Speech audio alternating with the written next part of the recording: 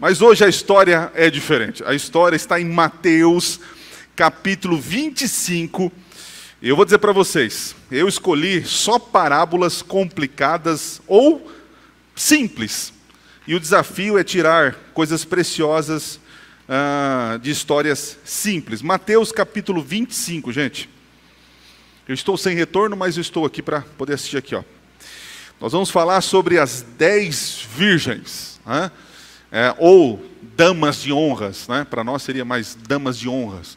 Jesus ele conta essa história em Mateus capítulo 25 e diz o seguinte na história, diz assim, a partir do verso 1. Então o reino dos céus será semelhante a 10 virgens que, pegando as suas lamparinas, saíram a encontrar-se com o noivo. 5 delas eram imprudentes e 5 prudentes. As imprudentes, ao pegar as suas lamparinas, não levaram óleo consigo. Mas as prudentes, além das lamparinas, levaram óleo nas vasilhas. E como o noivo estava demorando, todas ficaram sonolentas e adormeceram. Mas à meia-noite ouviu-se o grito: eis o noivo! Saiam ao encontro dele. Então todas aquelas virgens se levantaram e prepararam as suas lamparinas. E as imprudentes disseram às prudentes: dei a nós um pouco do óleo que vocês trouxeram, porque as nossas lamparinas estão se apagando. Mas as prudentes responderam: não, porque então vai faltar tanto para nós como para vocês. Vão aos que vendem e comprem o óleo para vocês. E saindo elas para comprar, chegou o noivo, e as que estavam preparadas entraram com ele para a festa do casamento. E fechou-se a porta. Mais tarde chegaram as virgens imprudentes, dizendo: Senhor, Senhor, abra a porta para nós. Mas o noivo respondeu: em verdade lhes digo que não as... Portanto, vigie, porque vocês não sabem o dia e nem a hora. É uma história impactante. E é bem conhecida entre nós adventistas. Um dos motivos é porque nós temos a escritora Ellen White, a qual nós acreditamos que é uma profeta de Deus. Ela tem um livro chamado Parábolas de Jesus, e ela fala sobre essa história. Também no livro O Grande Conflito, que nós estamos distribuindo, também tem lá um pedaço falando. Então é uma parábola que fala sobre os últimos dias, fala sobre a volta de Jesus, e isso está no DNA adventista. É uma parábola muito conhecida em nosso meio. E nós vamos tentar tirar algumas lições. Então vamos contextualizar Mateus capítulo 25. Mateus capítulo 25, ele aborda 3 parábolas neste capítulo. Lembrando que no capítulo 24, Jesus está falando sobre o evento volta de Jesus, né? O evento volta de Cristo, no capítulo 24. No 25, ele vai tratar sobre a espera desse evento. Como a igreja, como nós nos comportamos esperando a volta gloriosa de Jesus. Então nós temos a primeira parábola das 3, a primeira é sobre as 10 virgens, que fala sobre vigilância. Ô pastor, então já falou o que significa, então já está tudo certo. Calma aí. A primeira trata sobre o grupo, os cristãos que estão aguardando a volta de Jesus, precisam estar vigiando, em vigilância. Porque não sabemos o dia nem a hora que ele vai voltar. A outra parábola que nós falamos durante essa semana, fala sobre os talentos, que nós temos que nos envolver na obra, nos doar, negociar nossos dons, no sentido de contribuir, ajudar, multiplicar o reino de Deus aqui na terra. E a última parábola, que quem sabe um dia a gente fala sobre ela, que está lá a partir do verso 31 de Mateus 25, que é do grande julgamento. Que Jesus fala assim: naquele dia, Deus vai separar os bodes das ovelhas. Aí ele fala assim, que aquele que eu estive nu, você não me vestiu. Lembra dessa aí? Estive preso e você não me visitou. Quem sabe um dia a gente estuda sobre essa daí. Tá? Mas as 3 parábolas do capítulo 25 têm esse teor. Uma falando sobre a vigilância, o envolvimento e as boas obras. A última parábola fala sobre boas obras, produzir boas obras. Muito bem. Vamos falar então sobre a nossa parábola de hoje das 10 virgens. Sobre o cenário da parábola. Nós temos uma festa de casamento. Na sua versão, provavelmente não está festa de casamento, está bodas do cordeiro, ou bodas. Bodas, não é bodas. Bodas fica mais bonito que bodas, né? As bodas. É o nome de festa para casamento, né? Nas versões mais atuais da Bíblia, você vai encontrar festa de casamento, tá ok? Mas você tem que entender como era o casamento, como eram os casamentos daquela época. E eles são diferentes, existem ênfases diferentes. Quer ver uma coisa interessante? No casamento ocidental, nosso, aqui, qual é a figura mais aguardada e esperada no casamento ocidental? Nosso. São os padrinhos? Não. Os parentes da noiva, do noivo? O noivo. Qual é a pessoa, o personagem mais aguardado? A noiva. E como que é lá no Oriente? O personagem mais aguardado é quem? O noivo. Olha que diferente. É diferente. Então o casamento oriental, dos tempos bíblicos, é diferente. Então não pense com a tua cabecinha de casamento agora, né, da noiva se atrasando, né? Porque na parábola quem se atrasa não é o noivo, não é a noiva, é o noivo. Vamos falar um pouco sobre o atraso dele, tá? Aguenta aí. Então, basicamente era assim que funcionava. Vamos supor, temos aqui a Bia e o Dalton. Eles então começam a se paquerar, ou algo parecido, ou os pais deles se conhecem e eles fazem como se fosse um combinado. Tua filha vai casar com a minha filha e tá certo. Então, primeiro, eles fazem um contrato. O pai da noiva com o noivo. Então, quando faz o contrato, o noivo tem que colocar a mão no bolso e pagar o quê? O dote. Para quem não sabe, dote é uma antecipação da herança da noiva. Porque vai que o noivo morre, ou o noivo faz uma carta de repúdio e abandona ela, ela tem agora uma segurança para sobreviver. Porque lembrando que mulheres naquela época, elas trabalhavam, mas não tinham salário. Era só os homens que ganhavam dinheiro, né? Mulheres trabalhavam, mas não tinham direito a salário. Então o dote era para ajudar nessa questão. Muito bem. Então havia um contrato que eles faziam. Depois, o que nós temos? Depois do contrato, o noivo vai fazer o quê, gente? Dormir? Passear? Ele vai fazer o quê? Construir a casa. Porque quem casa quer casa. Olha só. Eu estou pensando em voltar com esse negócio aqui com a minha filha, viu? Né? Mas tomara que Jesus volte logo e não precisa fazer isso aí. Mas o noivo, depois do contrato, paga o dote, voltava lá e construía a casa. Ok? Depois de tudo pronto, ele busca os convidados para a festa das bodas. Com quem? Com a noiva. Então, por isso que ele vem, pega os amigos e juntos vão para a festa para se encontrar com a noiva, para depois então ter a noite de núpcias. É basicamente isso, resumir bem como funciona o casamento no tempo de Jesus. Com isso em mente, isso já nos ajuda a entender um pouco a parábola e para a gente poder tirar algumas lições. Vamos para os nossos personagens. Na parábola nós temos as 10 virgens, ou damas de honra, que nada mais são do que amigas do noivo. São as amigas do noivo. Aqui nós temos os padrinhos, não é assim? Chamamos padrinhos, que são os padrinhos que ajudam no casamento, né? Dão presente, aquela coisa toda. Lá são as damas de honras. E normalmente eram meninas que não eram casadas, portanto, se não são casadas, elas eram o quê? Virgens, ok? Então nada demais aí para vocês apenas compreender. Nestas 10 virgens, ou as damas de honras, nós temos no meio delas as prudentes, elas eram preparadas, e por que elas eram preparadas? Porque elas tinham os melhores vestidos? Porque elas levaram o que a mais? Além da lamparina, levou o óleo, o azeite. Tá? E as imprudentes eram as despreparadas, só levaram as lamparinas. Aí você fala assim, pastor, Mas para que levar lamparina? Para quê? Porque você tem que entender como funciona. Hoje nós temos a CPFL e tantas outras companhias de energia e luz que ilumina toda a estrada, não é assim? Não a rodovia, mas a cidade. Mas naquele tempo não tinha poste iluminando. Então o noivo vinha chamando, chegava para os convidados, vamos, era um cortejo até onde ia virar a baladinha lá, o casamento, né? E qual era o papel das damas de honras?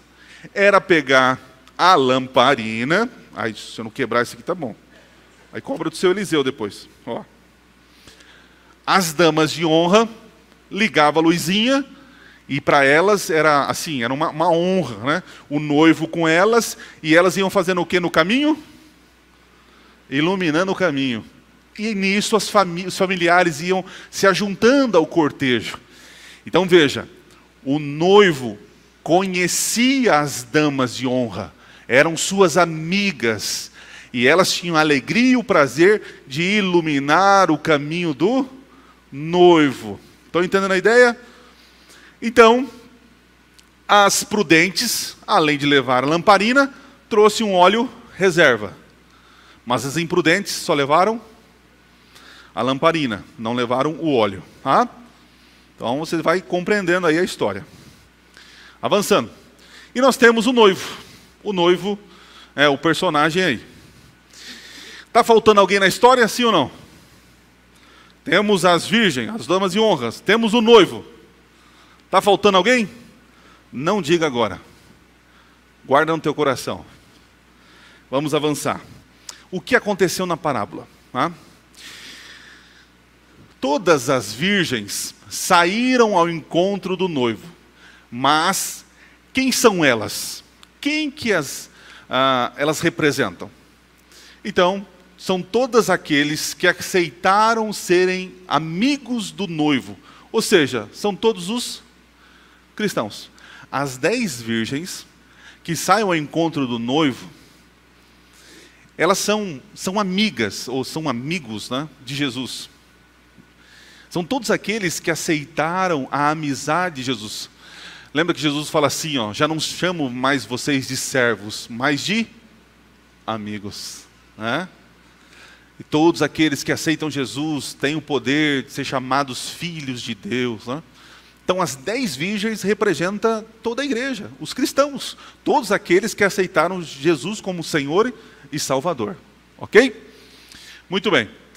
Todas carregavam lamparinas. Mas por que carregavam? Qual o significado? O cortejo era à noite. Elas eram responsáveis de iluminar o caminho do noivo, como eu havia dito para vocês. Né? Agora, o que significa a lâmpada, ou a lamparina?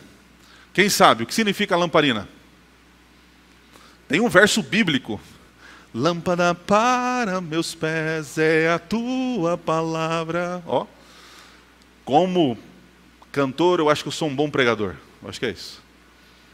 Lâmpada para os meus pés é a tua palavra e luz para os meus caminhos. Então o símbolo das lamparinas é a Bíblia, que é a luz. Ok? Então as virgens são todos aqueles que aceitaram Jesus como Senhor e Salvador. A lamparina representa a palavra de Deus. Ok. Mas aí eu pergunto para vocês. 5 delas possuíam óleo, o azeite, suficiente. As outras 5 não. Mas qual o significado desse óleo, do azeite? Porque hoje, eu lembro quando eu ia pescar com meu pai, era lampião, a gente colocava um negocinho de pano, né? De tecido, mas ele era a gás, o lampião. Naquele tempo, não era desse jeito, tá, gente? Eu tentei entrar em contato com o doutor Rodrigo Silva, lá do Museu de Arqueologia, para emprestar uma lamparina. Mas não deu certo. Quem sabe na próxima, né? Mas naquele tempo não era assim. É como se fosse uma... Lembra da Aladim, a lâmpada do Aladim? Colocava ali dentro o óleo e tinha um paninho que saía na boquinha assim, eles ligavam. Não era isqueiro também, né, Adriano? Era com a pedra, né?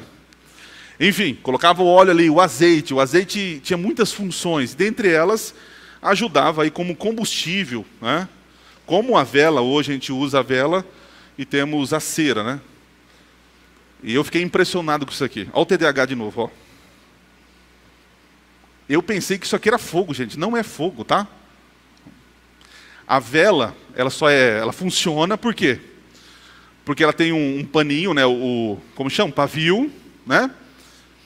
Só que embaixo o que ajuda a manter o fogo é a cera. No caso da lâmpada, era o azeite. Tá? Vou deixar aqui bonitinho. Ficou legal aqui, ó. Muito bem. Mas o que significa o azeite? Quando você vai na Bíblia, o azeite é símbolo de quem, gente? Do Espírito Santo, que mantém o fogo, a chama da vida, da alegria do crente. Ok? Então nós temos aí esses detalhes aí. Vamos avançando. Há uma demora inesperada do noivo. Mas quem representa o noivo e por que houve essa demora? É muito simples. O noivo representa quem? Jesus, sem dúvida.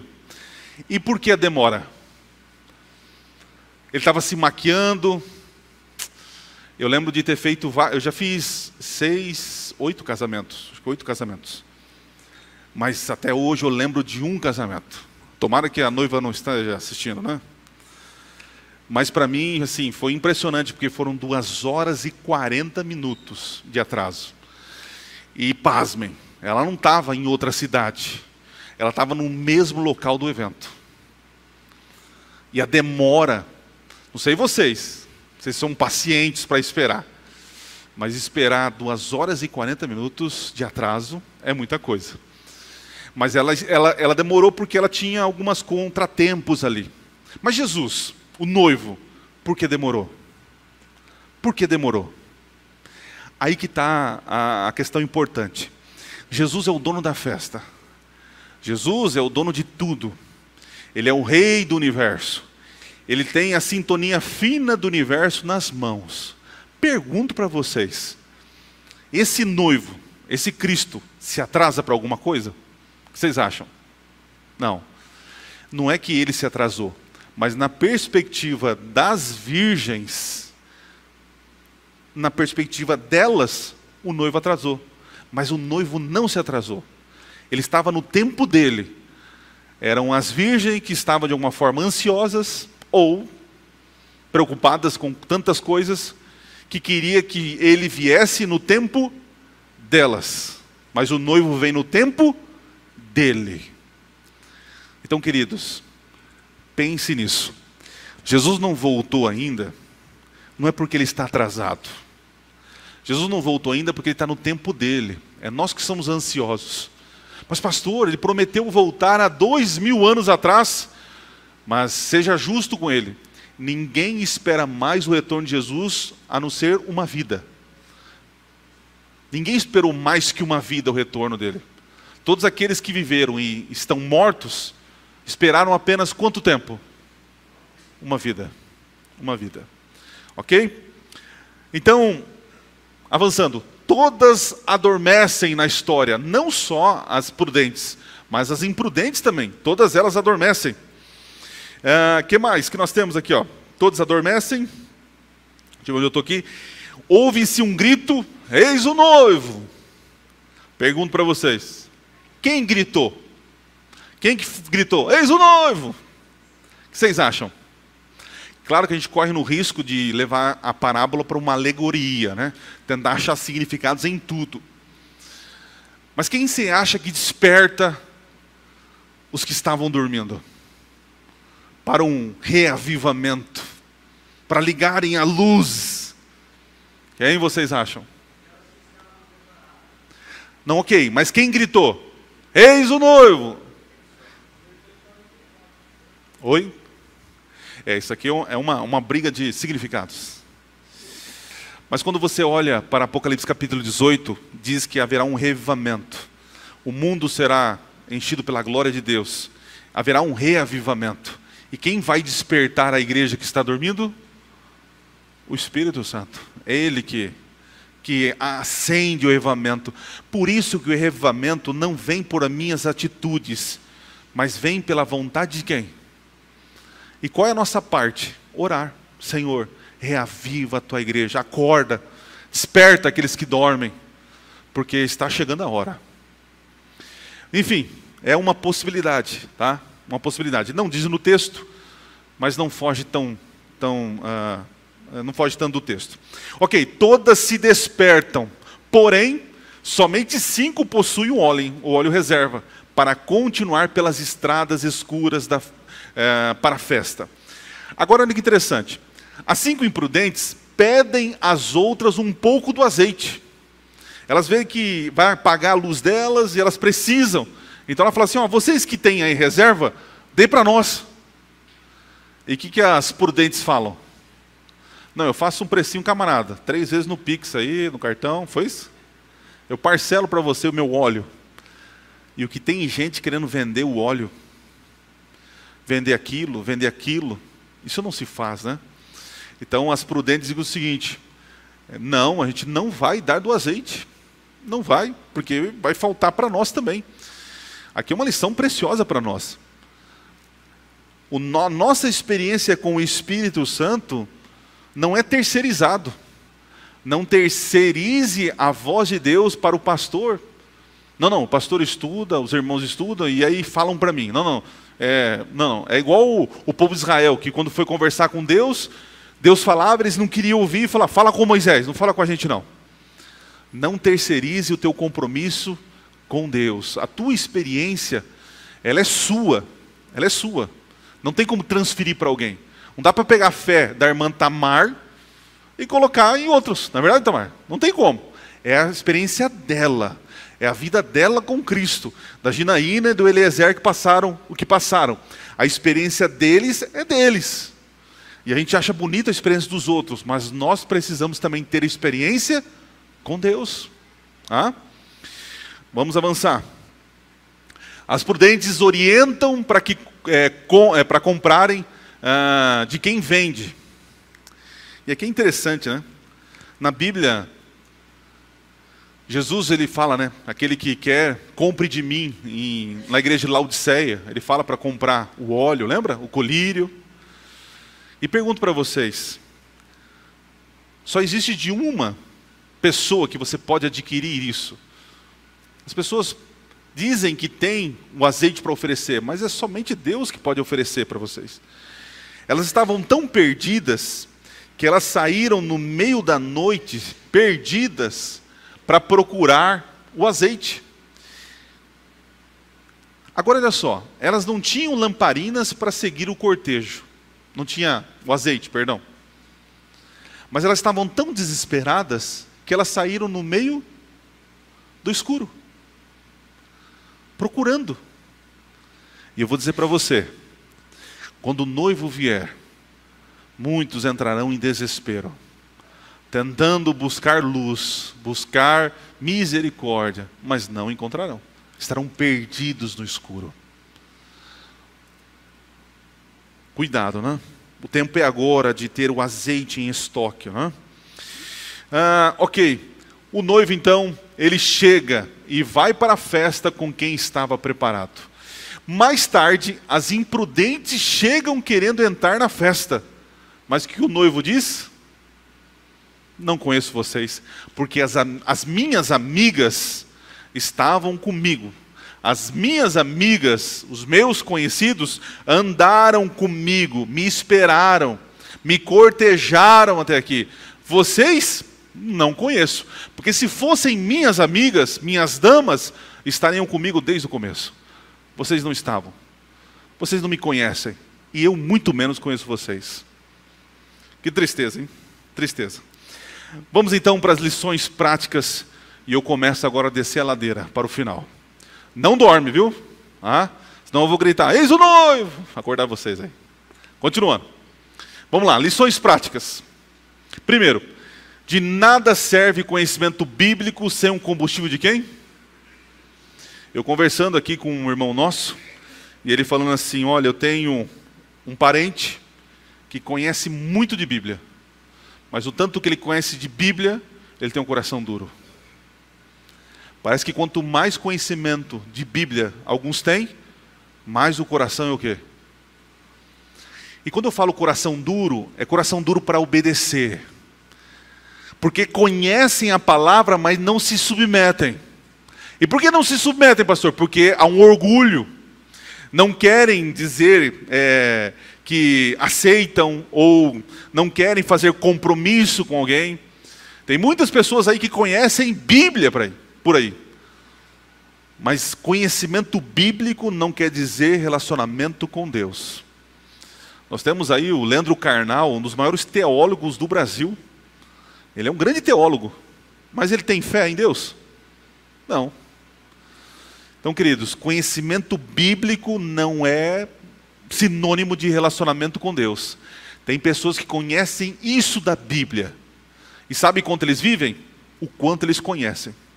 Tem gente que conhece isso da Bíblia, mas vivem isso aqui, olha lá. Pergunto, quem que Deus vai levar em conta? O que conhece mais ou o que vive aquilo que conhece? Então, queridos, o Espírito Santo é aquele que traz vida ao crente. Né? Veja, a preparação espiritual, ela é individual. Se teu marido está firme na igreja, amém, Deus abençoe, mas você também tem que ser firme na igreja. Se teu filho ora, que bom que ele ora, que ele estuda a lição, mas você, mãe e pai, tem que fazer o quê? Orar, estudar, ok? Que bom que a tua família está firme na igreja, mas e você? Qual o teu relacionamento? Qual o teu envolvimento? Então, é algo individual. O que mais? Não é transferível, como eu falei para vocês, nem por esforço humano. Quando eu falo por esforço humano, é tentar ter conhecimento pelo conhecimento. Né? Vem pelo estudo da palavra, mas preenchido com uma vida de oração e obediência. Outro dia uma irmã falou aqui para mim, assim, pastor, a nossa igreja ouve a voz do Espírito, mas são poucos que obedecem à voz do Espírito. Deus fala conosco constantemente. Tira isso da tua cabeça que Deus não fala com você. Deus grita com você. Só que muitas vezes nós ignoramos. Para de fazer isso. Não. Faz isso. Não. Porque está continuando desse jeito. Olha, vai lá. Não vai ali. Para com isso. Muda esse jeito. Não é assim que trata as pessoas. A gente ouve a voz de Deus. Deus fala até hoje conosco. A questão não é ouvir, a questão é obedecer. É obedecer. Outra lição importante. As imprudentes não ficaram perdidas porque foram pegas de surpresa pelo noivo. E sim porque não se prepararam para esse. Tem gente com medo da volta de Jesus. Em que sentido? Fica olhando o... eu recebo... Gente, ó. Vou falar com muito carinho para vocês. Não acredite nesses videozinhos de internet, de WhatsApp. Gente, eu recebo cada pérola na internet e no WhatsApp. Agora vai inundar Santa Catarina, vai vir um terremoto, não sei o quê. Agora nos Estados Unidos, tal. Gente, não se preocupe com o evento, mas se preocupe com o Senhor do evento. Não se preocupe em se encontrar com o evento, mas se preocupe em se encontrar com o Senhor do evento. Um coração em desespero, em alarde, isso não traz paz para você. A mensagem do Evangelho traz paz ao teu coração, não desespero. Pode cair o mundo. E nós vamos estar o quê? Em paz. Não se preocupe. Alguns falam, o decreto dominical. Está acontecendo isso na China. Agora é uma nova doença. O Putin, as armas, agora a Terceira Guerra Mundial. Queridos, que venha a Terceira Guerra Mundial, que venha mais uma epidemia, que venha decreto dominical, que venha tudo isso. Eu sei em quem eu creio. Descansem no Senhor. Ok? Então não se preocupe com esse tipo de coisa. O que mais? Esperar pode até cansar e nos fazer adormecer. E é verdade. Mas todos serão despertados. Por isso, meu preparo hoje é fundamental.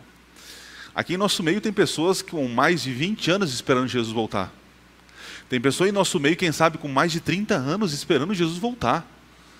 E é normal na nossa caminhada de fé a gente dar uma reduzida na marcha.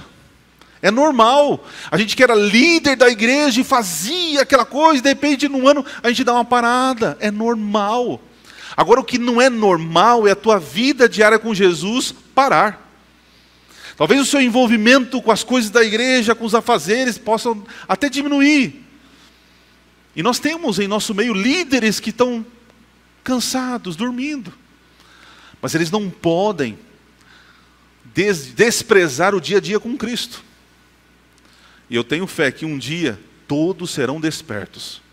Só que quando eles forem despertados, alguns estarão preparados, mas outros não estarão. Não terão o azeite do Espírito. As provas que passaram não cresceram, não desenvolveram o caráter. No tempo que era para agora dizer não para alguns pecados, aliás, dizer não para os pecados, né? Não alguns, para os pecados, não disse sim, talvez, vamos lá. O tempo que era para entregar a vida a Jesus, ser batizado, ter uma vida nova, não, o ano que vem. Não, espera mais um pouquinho. Nós estamos vivendo num período chamado santificação. É o abandono do pecado. É o nosso caráter transformado. Tem irmão que tem 30 anos de igreja e é um bruto ignorante com a família. Eu não vejo conversão nisso. Alguns irmãos têm uma história, um conhecimento, mas cadê a forma gentil de tratar as pessoas? Nós precisamos de conversões diárias, né? Muito bem. E agora, me permita fazer a última pergunta para terminar.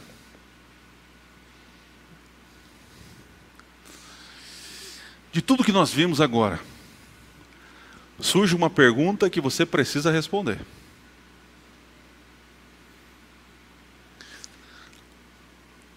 Quem é a noiva e onde ela está?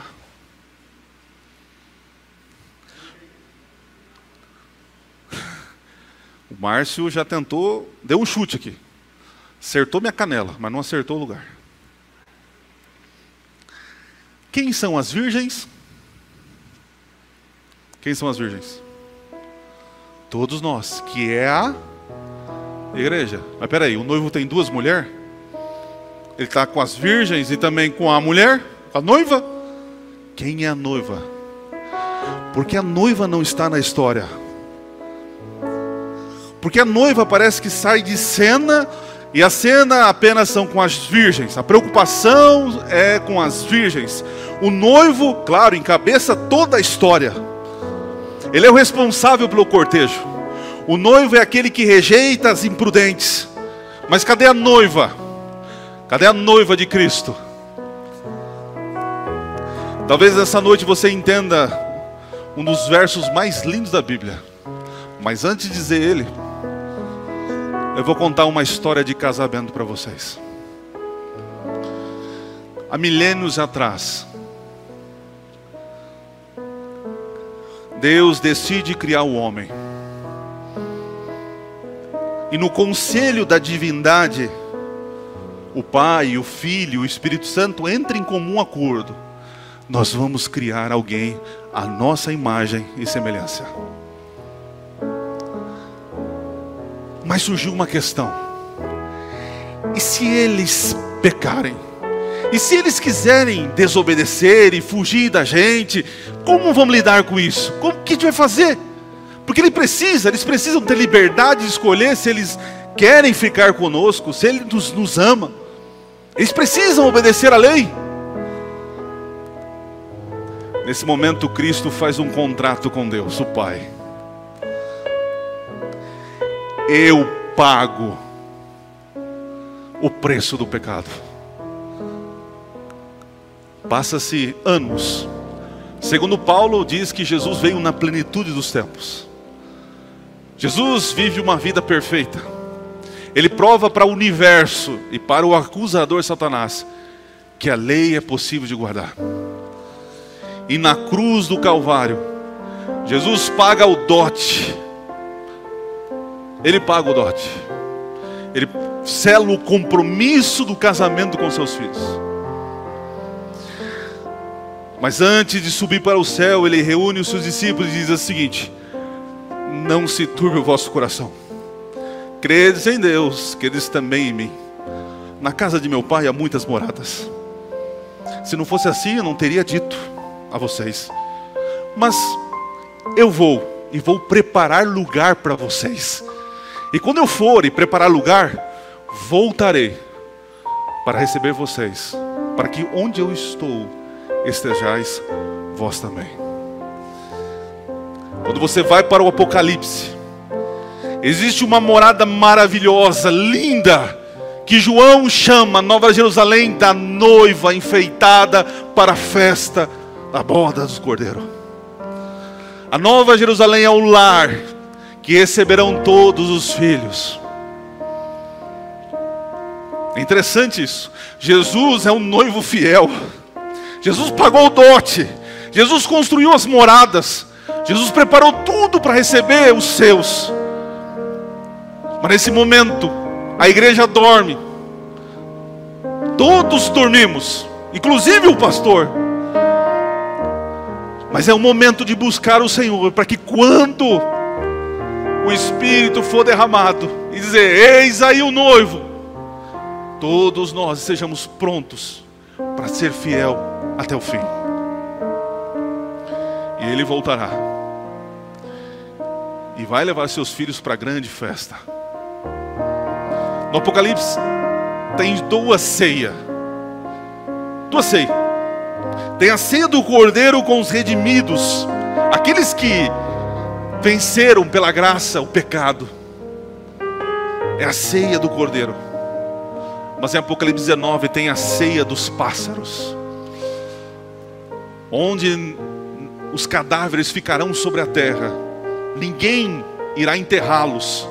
E as aves do céu se fartarão dos mortos que ficaram. E a pergunta é: que ceia você quer participar? Hoje é o dia de encher do azeite. Hoje é o dia de preparação.